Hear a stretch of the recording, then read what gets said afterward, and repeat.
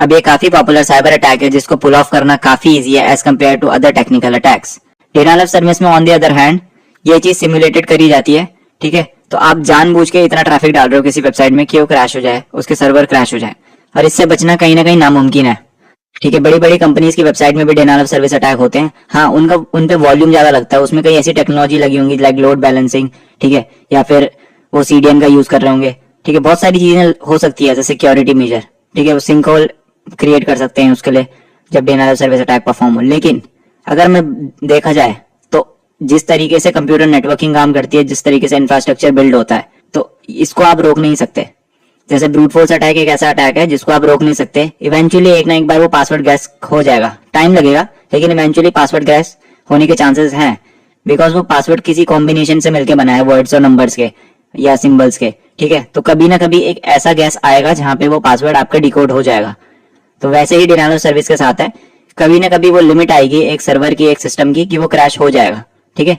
तो denial of service क्या है? एक साइबर अटैक है जो अवेलेबिलिटी पे आपके अटैक करता है नेटवर्क रिसोर्सेज की, ताकि जो इंटेंडेड यूजर हैं, जो असली यूजर हैं, उसको एक्सेस ना कर पाए, जानते हैं। ओके, सो डीडोस परफॉर्म करने के लिए अटैकर्स बॉटनेट्स का यूज करते हैं। अब बॉटनेट्स कैसे काम करते हैं आइए देखते हैं, ठीक है। तो सबसे पहले इन्फेक्शन फेज होता है बॉटनेट में, यहाँ पे इस डायग्राम की से समझते हैं, ठीक है। तो इन्फेक्शन फेज में क्या होता है कि जो अटैकर है वो डिफरेंट टाइप्स ऑफ टेक्निक्स का यूज करता है, जैसे कि स्पैम ईमेल्स, इन्फेक्टेड वेबसाइट्स बनाएगा, मलिशियस वेबसाइट, या फिर सोशल मीडिया पोस्ट का यूज करेगा मालवेयर को डिस्ट्रीब्यूट करने के लिए, ठीक है। तो एक बार मालवेयर डिस्ट्रीब्यूट हो गया, डिलीवरी होगी मालवेयर की, और जैसे ही वो सिस्टम में एग्जीक्यूट होगा किसी टारगेट के, तो इन्फेक्टेड मशीन वो बन जाएगा। उसको हम या तो बॉट बोलते हैं या ज़ॉम्बी बोलते हैं, ठीक है। और जो हमारा अटैकर है उसको हम बॉट मास्टर भी बोलते हैं, ठीक है। सो बॉट मास्टर ने क्या किया, कुछ वेबसाइट्स बनाई, कुछ ईमेल्स बनाए, फिशिंग ईमेल्स बनाए, उनके थ्रू उसने मालवेयर को डिलीवर करा। मालवेयर जब डिलीवर हुआ, एग्जीक्यूट हुआ विक्टिम के सिस्टम में, तो विक्टिम ज़ॉम्बी या बॉट बन गया, ठीक है। अब वो बॉट मास्टर के कंट्रोल पे आ गया। तो जैसे एग्जीक्यूट होता है टारगेट मशीन के ऊपर कोई भी मालवेयर, वो उसको कमांड एंड कंट्रोल सर्वर से जोड़ता है। कमांड एंड कंट्रोल सर्वर क्या है? C2 सर्वर है, किसका? हमारे बॉट मास्टर का, जिसको वो कंट्रोल करता है। यहाँ पे सारी कनेक्शन उसको मिल जाएंगे, ठीक है। जैसे आप मीटर पिटर या मल्टी हैंडलर सेटअप करते हो, ठीक है, मेटास्प्लाइट में, उसी तरीके का समझ लो इसे। तो ये कनेक्शन फेज हो गया। नेक्स्ट है हमारे पास कंट्रोल फेज। तो अभी जब C2 फ्रेमवर्क से सारे जो भी इन्फेक्टेड बॉट्स हैं वो कनेक्ट हो गए, अब उसके बाद क्या होता है, मल्टीप्लाई करते हैं ये। तो यहाँ से क्या होगा, ये और मशीन्स को हैक करेंगे उनके सिस्टम में, ऐसे लेटरली मूव करेंगे किसी कंपनी का, तो उसमें और चीजों को इन्फेक्ट करने की कोशिश करेंगे, या फिर सेम साइकिल को वो बार बार रिपीट करेंगे। मल्टीप्लीकेशन बोलते हैं इसको लास्ट में। और जब ये सारी चीजें हो जाती हैं तो आपके पास एक बॉटनेट फॉर्म होता है, ठीक है। जो डिफरेंट बॉट्स का जो कॉम्बिनेशन है उसको हम बॉटनेट बोलते हैं। और इस बॉटनेट को अब हम सारी चीजें इससे करवा सकते हैं जो हम चाहें इन मशीन से। तो इसी का यूज किया जाता है डिस्ट्रीब्यूटेड डिनायल ऑफ सर्विस या डीडोस अटैक में। तो अटैकर क्या करता है, जब उसे किसी वेबसाइट को डाउन करना होता है, लेट्स से www.youtube.com, तो वो बोलेगा youtube.com हमारा टारगेट है, और मिलियंस ऑफ मशीन्स होती है इन बॉटनेट में, तो वो एक बारी में इतना सारा ट्रैफिक भेजेंगे youtube.com को, और मोस्ट प्रोबेबली youtube.com क्रैश हो जाएगा, ठीक है। तो YouTube तो काफी बड़ी साइट है, बट अगर आप किसी नॉर्मल गवर्नमेंट वेबसाइट की बात करें तो उनको ऐसे डाउन करना काफी इजी होता है, क्योंकि उसमें ऐसा कोई बड़े सर्वर्स लगे नहीं होते पीछे, ठीक है। तो इस तरीके से आपका बॉटनेट और डिस्ट्रीब्यूटेड डिनायल ऑफ सर्विस काम करता है। नेक्स्ट हमारे पास टाइप्स ऑफ डीडोस अटैक्स। तो हमारे पास दो तरह के डीडोस अटैक्स होते हैं, एक होता है वॉल्यूम बेस्ड अटैक्स और दूसरा होता है प्रोटोकॉल अटैक्स। तो इसको देख लेते हैं, ठीक है। तो वॉल्यूम बेस्ड अटैक क्या है, उसमें वो हाई वॉल्यूम ऑफ ट्रैफिक भेजते हैं टारगेट के ऊपर कुछ प्रोटोकॉल्स की मदद से, जैसे कि ICMP फ्लड या UDP फ्लड। तो फ्लड कर देता है ICMP पैकेट्स और UDP पैकेट से टारगेट सिस्टम को और उसके पोर्ट्स को। तो उसके पोर्ट्स क्या होते हैं, ब्लॉक हो जाते हैं, और फिर वो और जो फर्दर कनेक्शंस हैं उसको ले नहीं पाते जो लेजिटिमेट यूजर्स आ रहे हैं, ठीक है। दूसरा हमारे पास प्रोटोकॉल अटैक्स। प्रोटोकॉल अटैक्स क्या होता है, कुछ प्रोटोकॉल्स का यूज लेते हैं, स्पेसिफिक प्रोटोकॉल्स का, लाइक TCP में, लाइक TCP और या HTTP। तो TCP का एग्जांपल लूं मैं, यहाँ तो इन्होंने सिन फ्लड लिखा है। तो सिन फ्लड में, तो TCP में क्या होता है कि जब भी आप एक TCP कनेक्शन फॉर्म करते हो तो 3-वे हैंडशेक फॉर्म होता है। तो उसमें से जो पहला पैकेट जाता है वो है सिन। तो जब सिन जाता है किसी के उसमें, तो जो टारगेट सर्वर है वो रेडी रहता है कनेक्शन के लिए। तो हाफ TCP सिन फ्लड्स का क्या मतलब है कि आप बहुत सारे सिन पैकेट भेजोगे सामने वाले सर्वर को, वो रेडी रहेगा कनेक्शन के लिए, लेकिन आप कभी कनेक्शन फॉर्म ही नहीं करोगे। तो ऐसे में जो रिक्वेस्ट रहती है ना वो आधी छूट जाती है, और उतने टाइम के लिए जो सर्वर है वो रिक्वेस्ट कर रहा होता है, ठीक है। तो उतने में जब जब वो रिक्वेस्ट करेगा तब तब उसके रिसोर्सेज कंज्यूम होंगे, और हम इतनी सारी सिन फ्लड्स भेज के, इतनी सारी रिक्वेस्ट भेज के उसके रिसोर्सेज को कंज्यूम कर लेंगे, and that's called a denial of service attack. अब देखते हैं हम कुछ पॉपुलर टूल जिसकी मदद से हम डिनायल ऑफ सर्विस अटैक को सिमुलेट कर सकते हैं। बट उससे पहले मैं ये बताना चाहूंगा कि ये सारा एजुकेशनल पर्पस के लिए, ठीक है। तो आप किसी की वेबसाइट में डिनायल ऑफ सर्विस परफॉर्म ना करें, ये हाईली इलीगल है and you can be prosecuted for that, ठीक है। तो चलिए आगे बढ़ते हैं। अपनी विंडोज मशीन में यहाँ पे, और मैंने एक पेज खोल रखा है सोर्स फोर्स का, जिसमें एक टूल है जिसका नाम है LOIC या लो ऑर्बिट आयन कैनन।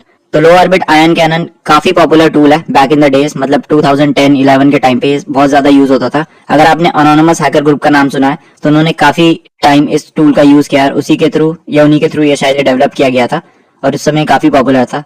ये आज भी काम करता है। तो मेरे पास इसका एक यहाँ पे बाइनरी जिप फाइल है, ठीक है, तो आप इसको डाउनलोड कर सकते हैं। तो मेरे पास ऑलरेडी है ये, यहाँ पे मैंने डाउनलोड कर रखा है इसे। एंड अगर मैं यहाँ पे चेक करूँ तो ये बाइनरी फाइल है, इसको मैं एक्सट्रैक्ट कर लेता हूँ, ठीक है। तो यहाँ पे मुझे ये इसकी एग्जीक्यूटेबल आई थिंक यहाँ पे मिल चुकी है, तो इसको लॉन्च करता हूँ मैं एंड रन एनीवे, ठीक है। तो इस तरीके का मुझे एक इंटरफेस मिल गया यहाँ पे। लो ऑर्बिट आयन कैनन है और यहाँ पे आप URL डाल सकते हो या IP डाल सकते हो, तो वो मैं डाल देता हूँ। मेरे पास मेटास्प्लॉइटेबल 2 मशीन है तो उस पर कर लेते हैं। तो 192.168.29150 आई थिंक उसकी IP एड्रेस, एंड मैं लॉक पे क्लिक करता हूँ। तो यहाँ पे इसने IP यहाँ पे सेलेक्ट कर लिया मेरे लिए, ठीक है।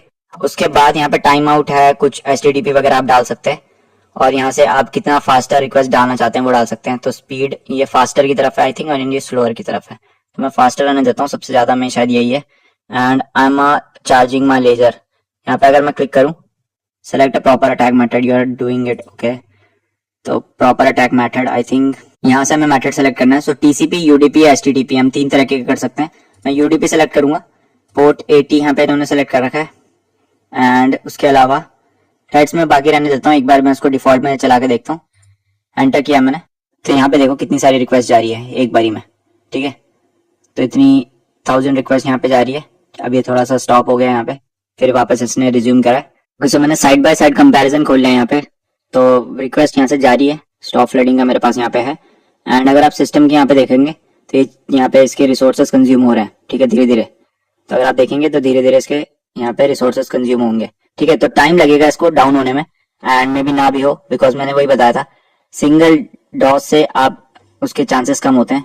ये यहाँ पे आई थिंक क्रैश हो रहा है, ठीक है, तो कोई दिक्कत नहीं है। सिंगल उससे यहाँ पे थोड़े मुश्किल होता है कि आप इसको डाउन कर लो, बट अगर आप मल्टीपल LOIC से यूज करोगे उसे तो आप सर्टेनली किसी वेबसाइट को डाउन कर सकते हो उसमें, ठीक है।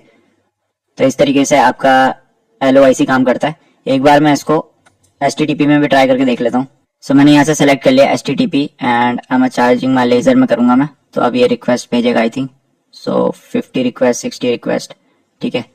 तब देखते हैं कि यहाँ पे हमें कुछ दिख रहा है, ठीक है। तो एज सच कोई विजिबल चेंजेस तो नहीं दिख रहे हैं, बट अगर आप यहाँ देखो, ये देखो अपाचे 2 के कितने सारे यहाँ पे वर्जन दिख रहे हैं, ठीक है। सबसे ज्यादा मेमोरी या सबसे ज्यादा प्रोसेस अभी अपाचे 2 के आपके स्पॉन हो गए यहाँ पे, अगर आप रियल टाइम मेमोरी चेक करोगे, ठीक है। तो इस तरीके से यहाँ पे आप फ्लड कर रहे हो, यहाँ से रिक्वेस्ट जाई जा रही है, यहाँ पे नए प्रोसेस बने जा रहे हैं, देखो नए फिर से बन रहे हैं अपाचे 2 के, ठीक है। तो इस तरीके से आपका LOIC काम करता है, ठीक है। तो आप मल्टीपल रिक्वेस्ट यहाँ से भेज सकते हैं। इसको मैं स्टॉप फ्लडिंग करता हूँ एंड अब चलते हैं अपनी काली मशीन के ऊपर, और मैं आपको एक और टूल दिखाता हूँ जिसकी मदद से आप DDoS अटैक परफॉर्म कर सकते हो या DOS अटैक परफॉर्म कर सकते हो अपनी काली मशीन पे। और मैंने यहाँ पे एक GitHub रिपोजिटरी खोल रखी है जिसका नाम है NetStrike। So NetStrike is a powerful multi-protocol DDoS tool written in Python. So Python based एक multi-protocol DDoS tool है।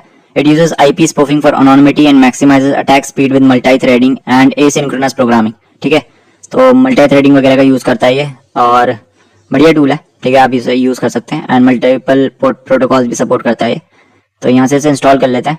तो मैं यहाँ से कॉपी किया, टर्मिनल स्पॉन कर लेते हैं, कमांड लगाऊंगा git clone एंड रिपोजिटरी यहाँ पे अभी क्लोन हो रही है, ठीक है, क्लोन हो गई है। उसके बाद NetStrike में जाएंगे हम, एंड अगर मैं यहाँ पे चेक करूँ फाइल्स अंदर, तो मेरे पास netstrike.py फाइल है, एक requirements.txt है। ऑलराइट, सो इस टूल का यूज करने के लिए आपको एक पाइथन एनवायरनमेंट बनाना पड़ेगा। तो पहले आप अपना जो यूजर है उसको रूट पे स्विच कर लेना, su रूट से, ठीक है। उसके बाद आपको कमांड लगाना है python-m venv। तो एक वर्चुअल एनवायरनमेंट क्रिएट कर रहे हैं हम venv नाम से, ठीक है। उसके बाद इसको एक्टिवेट करना होता है। सो सोर्स ये हमने एक्टिवेट का कमांड लगाया। उसके बाद आप pip3 install -r requirements.txt करोगे, तो जो भी रिक्वायरमेंट्स होगी वो यहाँ पे इंस्टॉल हो जानी चाहिए इस कमांड से। एंड नाउ इसको यूज करने के लिए मैं कमांड लगाऊंगा अगर python एंड netstrike.py, तो यहाँ पे इस तरीके से आपका चल जाएगा, ठीक है। सो NetStrike ये टूल का नाम है। यहाँ से आप डिफरेंट प्रोटोकॉल का यूज कर सकते हैं, तो TCP SYN flood, ICMP flood, UDP flood, HTTP flood, ठीक है। तो ये सारे प्रोटोकॉल्स हैं। मैं यहाँ पे TCP SYN फ्लड का यूज कर लेता हूँ पहले वाले का फॉर डेमोन्स्ट्रेशन। यहाँ पे आपको टारगेट IP या होस्ट नेम डालना होता है, तो मैं टारगेट IP डाल लेता हूँ 192.168.29.150। उसके बाद पैकेट का साइज कितना होना चाहिए, तो मैं यहाँ पे काफी बड़ा पैकेट का डाल देता हूँ, 50,000 डाल देता हूँ मैं पैकेट का साइज। उसके बाद कितने थ्रेड्स, तो 1000 थ्रेड्स डाल देता हूँ मैं simultaneously. And how long will it take, तो 10,000 सेकेंड्स डाल देता हूँ मैं। ठीक है, तो अभी ये अटैक स्टार्ट हो जाएगा। एंड देखो ये इतने सारे पैकेट्स भेज रहा है उसे 50,000 और मल्टीपल थ्रेड्स के साथ, कम से कम 1000 थ्रेड्स के साथ 50,000 पैकेट्स भेज रहा है इस पर्टिकुलर उसको, अलग अलग पोर्ट नंबर से। ठीक है, तो इस तरीके से ये टीसीपी फ्लड स्कैन होगा। इसको थोड़ा चलने देता हूँ मैं एंड फिर मैं दिखाऊंगा आपको इसने कितना डेटा भेजा है इस पे सर्वर पे। ओके, सो मैंने अटैक को स्टॉप कर लिया यहाँ पे, और यहाँ पे इसने 750 प्लस MB का डेटा भेजा था इसको, 16,000 प्लस यूनिक आईपी से इस पर्टिकुलर टारगेट आईपी एड्रेस को। ठीक है, तो इस तरीके से ये अटैक परफॉर्म करता है। अगर multiple PC same attack perform करें, और ये मैंने अप्रॉक्स आपका 2 to 3 मिनट चला के रखा होगा इस पर्टिकुलर अटैक को, एंड इसने अकेले 700 MB का डेटा भेज दिया सर्वर को। तो लगा लो अगर 1000 लोग या 10,000 लोग एक साथ इस टूल का यूज करेंगे, देन देयर आर चांसेस कि वो सर्वर डाउन हो जाए। ठीक है, तो इस तरीके से अटैक परफॉर्म होता है। आप अलग अलग प्रोटोकॉल्स का इस पर ट्राई करके देख सकते हो कि कौन सा प्रोटोकॉल ज्यादा इफेक्टिव है। मैंने टीसीपी का आपको दिखा दिया है, बाकी इसमें आपके पास ICMP है, UDP है, HTTP है। ठीक है, तो आप उसका यूज ले सकते हो। अगर वीडियो पसंद आई हो तो इसे लाइक मारो and also subscribe to this channel. मैं मिलता हूँ आपको अगली वीडियो में।